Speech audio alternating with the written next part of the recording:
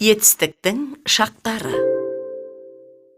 Етістіктер іс-әрекеттің жүзеге асу мезгілін білдіреді. Етістіктің 3 шағы болады. Осы шақ, өткен шақ, келер шақ.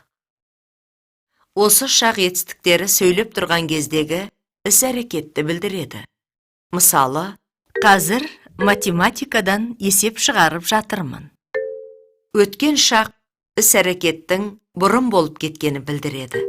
Мысалы, мектепте сабақта болдым. Ағылшын тілінен қосымша сабаққа қатыстым. Бассейнде жүздім. Келер шақ іс-әрекеттің алдағы уақытта болатынын білдіреді. Мысалы, ертең кешке Викимен қыдырамын. 2 күннен кейін Болатпен шахмат ойнаймын. Демалыста Данаға балықтар жайлы айтып беремін.